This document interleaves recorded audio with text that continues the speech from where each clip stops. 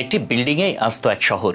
আজব সেই বিল্ডিংয়ে রয়েছে হাসপাতাল, স্কুল, সিনেমা হল থেকে শুরু করে শপিং মল পর্যন্ত সবকিছু। 14 তলার এই বিল্ডিং ছাড়া পুরো শহরে আর কোনো বড় বিল্ডিং নেই। মানুষের যাবতীয় প্রয়োজনীয় সব জিনিসই পাওয়া যায় এই একটি বিল্ডিং এর ভেতরে। তাই এর বাসিন্দাদের গুরুত্বপূর্ণ কিংবা জরুরি কোনো বিষয় ছাড়া বিল্ডিং এর বাইরেও যেতে হয় না। এ পর্যন্ত শোনার পর আপনার মাথায় হয়তো নিশ্চয়ই ঘুরপাক খাচ্ছে, কেন পুরো শহরের সকল মানুষ এই একটি বিল্ডিং এ বাস করে? তাছাড়া কোথায় আছে এমন শহর? কেনই বা এই শহরে একটি মাত্র বড় বিল্ডিং? এমনই কৌতূহলী সব প্রশ্নের বিস্তারিত উত্তরই থাকছে আজকের আয়োজনে। চলুন শুরু করা যাক। বিশাল আকৃতির 14 তলা একটি বিল্ডিং এ বাস করেন শহরের সব মানুষ। বিল্ডিংটির নিচ তলায় রয়েছে পুলিশ স্টেশন, 4 তলায় রয়েছে হাসপাতাল। পুলিশ স্টেশন কিংবা হাসপাতালের পর 3 তলায় আছে বড় একটি শপিং মল। 3 তলা থেকেই যাওয়া যাবে বাচ্চাদের স্কুলে। অর্থাৎ বিল্ডিং না বলে এটিকে শহর বলাই যুক্তিযুক্ত। আস্ত এই শহরটির নাম হুইটিয়ার। অরোরা বোরেলিয়াসের সৌন্দর্য উপভোগ করতে যাওয়া আলাস্কার অন্তর্গত এই শহরটি, এটি উত্তর আমেরিকায় অবস্থিত। হুইটিয়ারের গল্প শুরু দ্বিতীয় বিশ্বযুদ্ধ থেকে। তখন আমেরিকান সেনাদের একটি বন্দরের প্রয়োজন ছিল, তাই তারা সবার অগোচরে থাকা হুইটিয়ার শহরকে বেছে নেয়। কিন্তু হুইটিয়ারের ঠান্ডা আবহাওয়া সহ্য করার মতো ক্ষমতা ছিল না সেনাদের, তাই তারা শহরটিতে তৈরি করল 14 তলার একটি বিল্ডিং।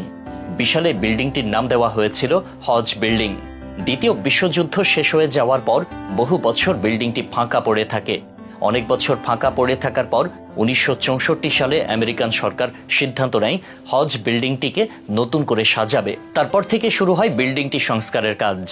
এমনভাবে সংস্কার করা হয় যাতে শহরের সকল মানুষ বিল্ডিংটিতে একসাথে বসবাস করতে পারে। বিল্ডিংটির মধ্যে cinema hall, police station, school সহ 150টি ফ্ল্যাট তৈরি করা হয়। 1972 সালে হজ বিল্ডিং এর নাম পাল্টে রাখা হয় বেগিস টাওয়ার।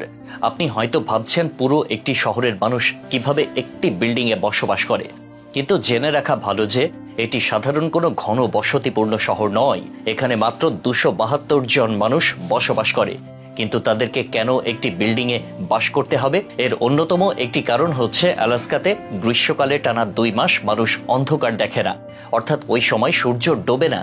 এবং শীতকালে টানা 2 মাস অন্ধকার থাকে। শীতকালে প্রচুর ঠান্ডা তো থাকেই, আবার প্রবল তুষার ঝড়ও হয়। মানুষ চাইলেই বাইরে বের হতে পারে না। এজন্যই সরকার শহরের সকল মানুষকে এক বিল্ডিং এ বসবাস করার সুযোগ করে দিয়েছেন, যাতে তাদের প্রয়োজনীয় সকল জিনিস যেমন শপিং মল, স্কুল, হাসপাতাল সবকিছুই বিল্ডিং এর ভেতরে পাওয়া যায়। কেবল এসবই নয়, এক ছাদের নিচে আত্মীয় স্বজন, বন্ধু বান্ধব, শিক্ষক, আইনজীবী, ডাক্তার, মালিক, কর্মচারী সবাই থাকেন।